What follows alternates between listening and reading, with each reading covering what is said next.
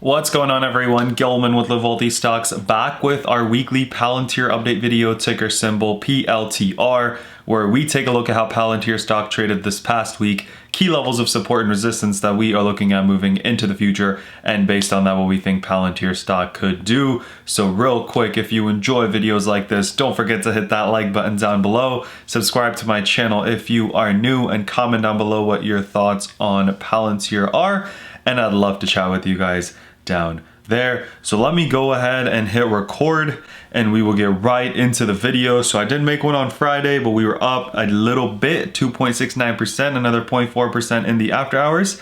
So that gives us a total of a little bit over 3% on the day. So we'll take a little bit at some key pieces of news. We'll talk about that, and then we will get into the technical analysis where we map out how it's been doing, key levels of support and resistance that we've been looking at, and then, you know, based on that, what we think Palantir stock, caught myself that time, can do moving into the future. Right, so let's talk, first things first, let's talk about, Cathie Wood's ARK Innovation adding more DraftKings and Palantir shares. This happened on April 8th. Late last week, they picked up another 1 million shares of Palantir on, I guess, April 7th. So about 4 days ago, I think that was Thursday, they picked up 1 million shares of Palantir ARK K ETF.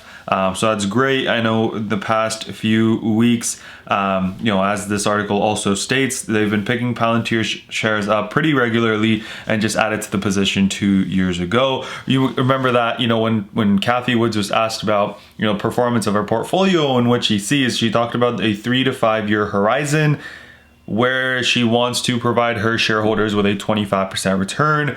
25% yearly return, or 20 to 25% yearly return over the next kind of 3 to 5 years. And I think Palantir kind of is a great add to that. The other side of that, something I want to cover, is what an analyst talked about. And they pretty much said, hey, Palantir actually lacks consistent commercial growth. So what is this article talking about? So the research boutique Melius Research picked up coverage of Palantir shares with a hold rating and a $20 price target. So $20 price target implies a decent, about 15% downside from where it sits today. But what they're talking about is, this person's like, hey, I'm not a software analyst, but they're talking about this company being a big part of both the national security and technology shifting at a rapid pace. They talk about kind of what Palantir offers: the Gotham for government applications and Foundry for commercial customers, and both of those are pretty good. They are talking about how they can unlock value. It's a great article if you want to read through it, right? But they talk about, Palantir's government business being likely misunderstood. 610 million in government revenue. The company's a small part. It's not even the top 100 government contractors. From a capability standpoint, right? They talk about, a lot of data, kind of what they are doing, but more so than that, what they're able to do in the future. And although, they're not top 100, I don't see that as a negative. I see that more as an opportunity for them to get in the top 100 and what that would do for the company, right? They're also talking about, recent growth in new customers, how that's been relatively modest. Palantir was signed 21 new deals worth more than 5 million and 12 more than 10 million.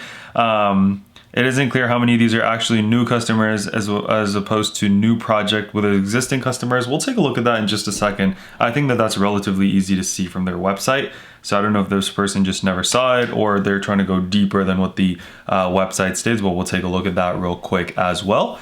But yeah, so that's what we see here. This person giving it a hold rating, not a sell rating. So I guess that there's that. But a $20 price target would actually implies a little bit of a downside from where it sits today.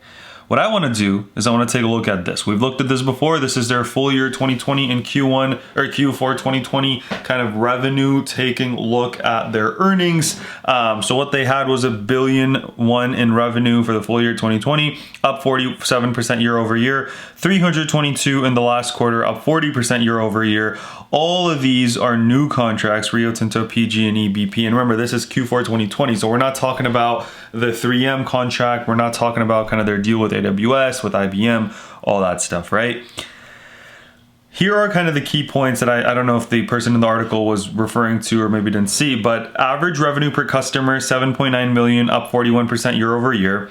Top 20 customers revenue up 34% year over year. The number of customers that had more than $1 million in revenue grew 32% year over year. 5 million grew 54 and 10 million grew 50. All of these are crazy growth numbers, by the way. They also talked about 21 new contracts, 5 million, 12 worth 10 million or more. I think that they quoted that. For full year 2021, year over year revenue growth of greater than 30%. So you take the 1.1 billion, you apply 30% to it. We're hoping for 1.3, 1.4 billion dollars in revenue this year. That's why I like the company. If they can stay bullish, they can keep adding, customers, contracts for existing customers and new customers. I definitely think that, they've got lots of room to grow, and, the sky is the limit. So now let's talk about the 5-day week for Palantir. It's actually been a weird week for Palantir. I was expecting a little bit more of a push up because we do have demo day coming up in a few days, mid this week. But we pretty much ended the week flat. We fell from 24s to kind of 22s and then back up to 24s. So not a great trading week for Palantir. Let's talk about future levels of support, future levels of resistance. What I want to talk about though is, if you've been with me for a while, how Palantir's traded. So we had this bull flag, which led to a little bit of a breakout, took us all the way to 45s, sold off, ran into earnings, and then post earnings we sold off because of 3 reasons. First one, we got a surprise loss. No one was expecting a loss. They got a small loss. A lot of that was due to stock compensation. Second reason, the whole market was selling off. Everything was not doing great, especially growth stocks. And the third being, pulling back, not pulling back, the executives selling their shares, holding on to a lot of them, but also selling a lot of them to kind of cash in since the lockup expiration was over. So we found a base kind of in the low 20s, pushed up to 27s, and then got rejected, and now we're kind of struggling in this zone here. Future levels of support and resistance, we're actually right up against the resistance point in the low 24s. If we can clear that, we got run room to 25.39 and then 26.82. Key thing here though is, we've kind of gone above this 24 level, gotten up to this point on April 5th and April 9th, kind of the mid 24s, and gotten rejected. So that's a key point to look at too. I'm not going to draw it on here because it's super close to where we are right now, but that's a key point to watch. We've tried it twice. Hopefully, we have enough momentum with demo day in a couple days to break through it, but that's kind of the level I'm watching on the upside. So again, watching this 24.40, then 25.39, and then 26.82. On the downside, looking at 23.62, and then looking at 22.48. Those are kind of the levels that, I'm looking at. Again, I think good support here at 22.48. And then if we, keep breaking down, then 21.50 as well, but hopefully 22.48 support definitely holds up. Let's put this EMA on here.